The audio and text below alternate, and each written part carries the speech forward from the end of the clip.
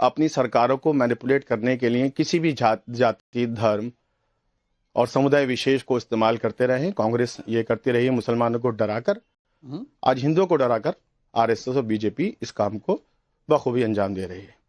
मगर मुझे अफसोस हुआ कि जब सिंह साहब ने रुपए गिरने के ऊपर अगर कोई टिप्पणी की या अपनी तो और से एक स्टेटमेंट दिया तो शहजाद पूनावाला हंस रहे थे। ये अफसोस का मकाम है। मैं बताता, देश का रुपया गिर रहा है, देश में जिस तरह का माहौल बना हुआ है, आज हर शख्स एक दूसरे से डरा हुआ है।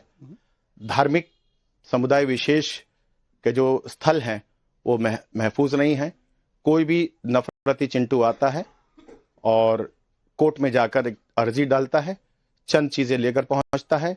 कोर्ट इतना जल्दी में बैठा हुआ है कि तुरंत वो कार्रवाई करते हुए किसी भी समुदाय विशेष, खासतौर से एक समुदाय विशेष के धार्मिक स्थल के आसपास के माहौल को किस तरह खत्म कर दिया जाता है, जबकि अभी वो पूरा मामला जो है जुरिडिक्शन में है। और हमारे शहजाद पूनावाला साहब पता नहीं क्या क्या गिना रहे हैं। आप किसके भक्त हैं? अरे आप हैं भक्त तो हैं, आप घर पे हैं, आप नेशनल टीवी पे बैठे हैं, आप एक सरकार को रिप्रेजेंट कर रहे हैं, आप मुद्दों की बात कीजिए। अच्छा, कांग्रेस का जिस तरह का चरित्र रहा है वो सबके सामने है। आज वही टूल्स के रूप में इस्तेमाल कर रही है बीजेपी। आज देश का जो माहौल है, आस पड़ोस के देशों को भी हमें देखना होगा। ईरान किन चीजों से गुजर रहा है। कट्टरवादी सोच किसी भी देश विशेष में होगी तो उसका अंजाम अच्छा नहीं होगा। यहाँ पर समन्वय स्थापित करने की जरूरत है। और हमारे चैनल पे जो डिबेट में बैठे लोग हैं, इनको ही बताना होगा कि देश किस ओर जा रहा है। और आप यहाँ पर पहले आप तो ये बता दीजिए कि मदनी साहब ने जो कहा, क्या वो देश में डर का माहौल नहीं बना रहा? मदनी साहब को भी क्या ऐसा कहना चाहिए था? इस पर आपने कोई विशेष टिप्पणी नहीं दी, आपने इस पर भी कुछ नहीं कहा। जिस तरह से कांग्रेस ने बीजेपी को के दफ्तर को आग लगाकर अपना बिहू सेलिब्रेट किया है, इस पर आपकी जुबान चुप क्यों है? अफसोस तो इसी बात का है कि मुद्दों पर सियासत नहीं है। अरे ये मुद्दा है, ये मैं अपनी जबान खोलना चाह रहा हूं, क्योंकि आज देश में मुद्दों पर चर्चा नहीं है। राजनीति इतनी नीचे स्तर की गिर गई है कि देश के प्रधानमंत्री उठकर अजीबोगरीब बातें करते हैं और विपक्ष जो है वो उनके जाल में फंसा हुआ है। आज आम आदमी की तो बात हो नहीं रही। उसकी थाली महंगी है, उसकी रोटी महंगी है, उसकी दवाई महंगी है, उसका रहना महंगा हो गया है। वो तमाम चीजों को हर चीज पर बोलेंगे, मदनी जी पर नहीं बोलेंगे। शहजाद पूनावाला जवाब। फहीम बेग साहब, क्योंकि आपने मुद्दों की बात की है तो मैं आपसे पूछना चाहता हूं, अभी आपने महंगाई की बात की, आप मुझे पिछले महीने का महंगाई दर बताइए। सबसे लोएस्ट था। आपके 50 ट्वीट और 50 रेजोल्यूशन उठा दूंगा ना एआईएमपीएल। अब बीच में नहीं साहब, बीच में नहीं, आपने लंबा बोला। सर मैंने आपके बीच में नहीं बोला। ना पसमानदा हूं इसका मुझे अशराफ समाज कोड़े ना मारे, अशराफ समाज कोड़े ना मारे, मुझे बोलने की आजादी।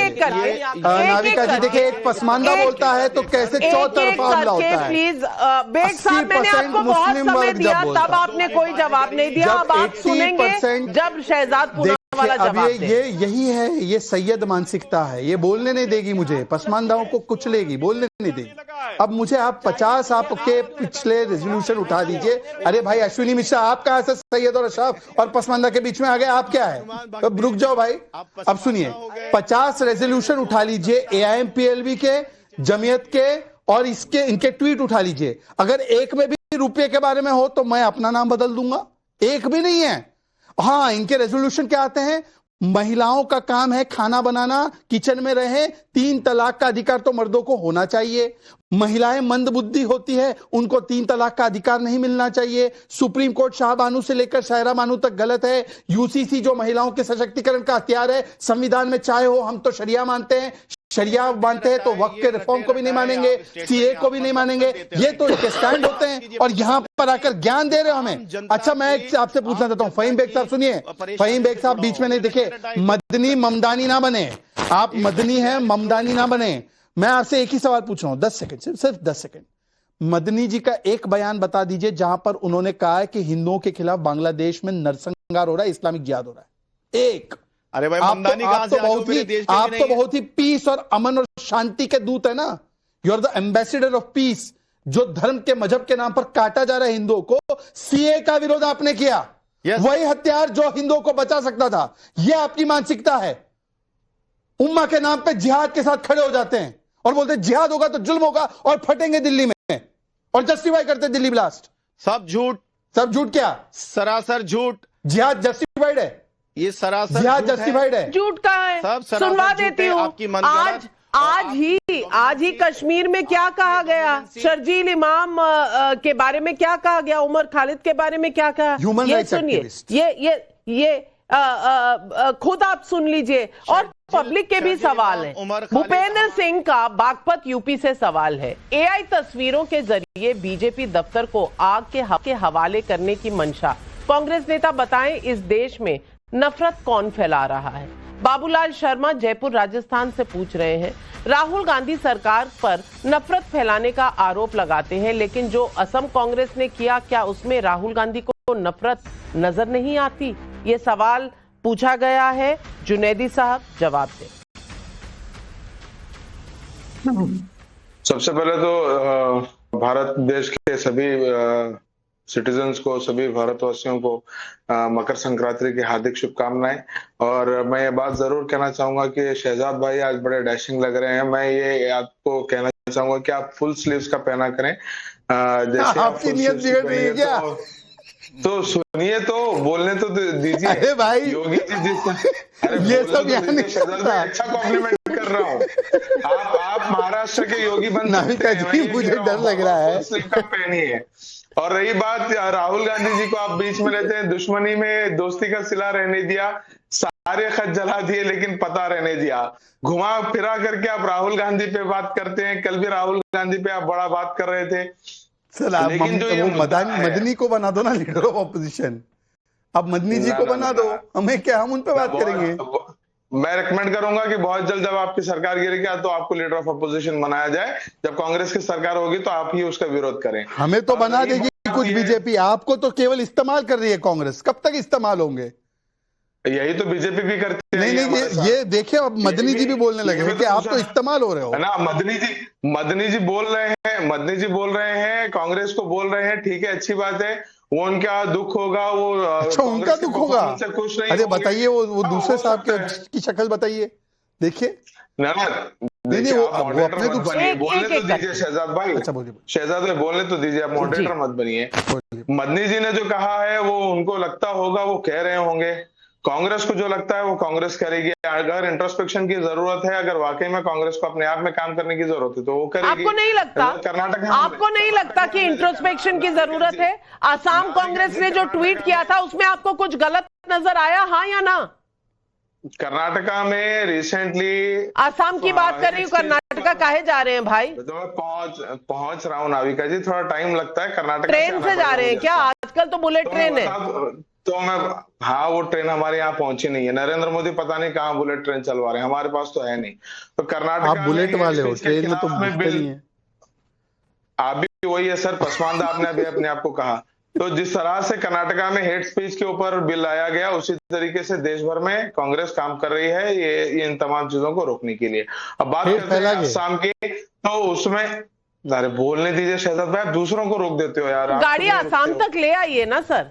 तो असम का पोस्ट आपको लगता है कि वो बीजेपी का हेडक्वार्टर्स होगा? शायद इसी को लेके विवाद है, इसलिए डिलीट किया होगा ताकि आपकी भावना को ठेस ना पहुंचे। ओहो। लेकिन कुल मिलाकर तो पोस्ट का मतलब पहले डाल दिया, बाद में ये बात समझ आती है। पहले काम हो जाता है करण वर्मा जी, बाद में समझ आती है कि किसी को ठेस ना पहुंचे। पहले क्यों नहीं समझ आती? मोहब्बत के दुकान में ऐसा सामान बिकता क्यों है, ये सवाल नहीं पूछा जाएगा? नाविका जी, इनकी मोहब्बत की दुकान तो इस कदर है कि अगर मैं बात करूं, ये तो यहाँ पे तो इन्होंने केवल एक पोस्ट डाला है। आपकी जनता को भी ये बात पता होनी चाहिए, केरला में नीलांबुर बायपोल में आज इन्होंने किसका सपोर्ट ले रखा है? और प्रियंका वाड्रा आती है वहां से सांसद के तौर पर केरला से। इन्होंने जमाते इस्लामी का सपोर्ट ले रखा है। वही जमाते इस्लामी है नाविका जी जो इस समय हिंदुओं का नरसंहार कर रही है बांग्लादेश में। तो अगर कोई भी इस पे घरियाली आंसू बहाता है ना कि हिंदुओं के साथ क्या हो रहा है बांग्लादेश में, जो वहां कर रहे हैं जमाते इस्लामी, उसकी भारत के चैप्टर से इन्होंने सपोर्ट ले रखा है नीलमपुर बाइपोल में। और कश्मीर में जहां एक राज्य जहां पर बैंड है, वहां पर ये सब साथ आ जा रहे हैं कि इनमें से बैन हटाओ, बैन हटाओ। और पिनरई विजयन इनसे बोलते हैं फ्लोर ऑफ द हाउस पे, तो वीडी सतीशन कहते हैं अरे मेरे को मानना है अब ये सेक्युलर हो चुके होंगे, अब इतने भी कट्टरपंथ पे नहीं उतरे हैं। ये तो हालत है, जहां कोई कट्टरपंथ इनको दिखता है, कट्टरपंथ इस्लाम, ये वहां पर जाकर अपना वहां पर अलायंस बना लेते हैं। चाहे कभी फुरफुरा शरीफ रहा हो, कभी बदरुद्दीन अजमल रहा हो, कभी यहां पर हो जैसे नीलमपुर बाइपोल में है। ये सच्चाई है कांग्रेस पार्टी की, कथनी में भी करनी में भी सिर्फ और सिर्फ नफरत है इनके। मैं अश्विनी जी आपसे पूछना चाहती हूं पब्लिक के सवाल। आनंद प्रकाश कोलकाता से पूछ रहे हैं, संविधान बचाने का दावा करने वाले हमेशा मोदी विरोध के चक्कर में नफरती बात क्यों करते हैं? मोहम्मद अकरम का अलीगढ़ से सवाल है, मौलाना मदनी देश के ऐसे हालात के लिए कांग्रेस की नीति को जिम्मेदार बता रहे हैं, क्या कांग्रेस मदनी के बयान से सहमत है? जवाब दें भाई। नाविका, अभी बड़ा हाय तौबा हो रहा था कि मोदी जी के गाली दी जाती है, मोदी जी को मारने की धमकी दी जाती है। राहुल गांधी के बारे में क्या क्या बयान दिए गए हैं उनके कैबिनेट मिनिस्टर ने, उनके स्पोक्स पर्सन, उस पर नहीं जाता हूं। एक लास्ट बात शहजाद ने कही कि दिल्ली में लोग आकर के फट जाते हैं। शहजाद भाई, आपने बोला था ऑपरेशन सिंदूर ऑन है, दिल्ली में ब्लास्ट हुआ, बता दीजिए ऑपरेशन सिंदूर ऑन है कि नहीं है? क्योंकि आपने कहा था पहले आपके नेता उसको ब्लास्ट तो माने, आपके नेता भटके हुए युवा बोल रहे हैं। इमरान मसूद बोटी बोटी मसूद बोल रहे हैं, ये तो भटके हुए युवा है। पहले उनसे मनवा लो कि टेररिस्ट अटैक है, पहले मनवा लो टेररिस्ट अटैक है, पहले मनवा तो लो। वो तो बोले भटके हुए युवा है, फटते हुए युवा को भटके हुए बोल रहे हैं, वो फट रहे, आपको भटके लग रहे हैं। बताइए, आप बताइए मिश्रा जी, पहले आप इमरान मसूद को जाकर बोलिए। सुनिए ना, और ये सिर्फ कांग्रेस के नेता नहीं कर रहे, विरोधी दलों के नेता क्या कर रहे, मैं आपको सुनवाती हूँ। कश्मीर में उमर और शर्जील को क्या कहा जा रहा है, सुन लीजिए खुद। भटके हुए युवा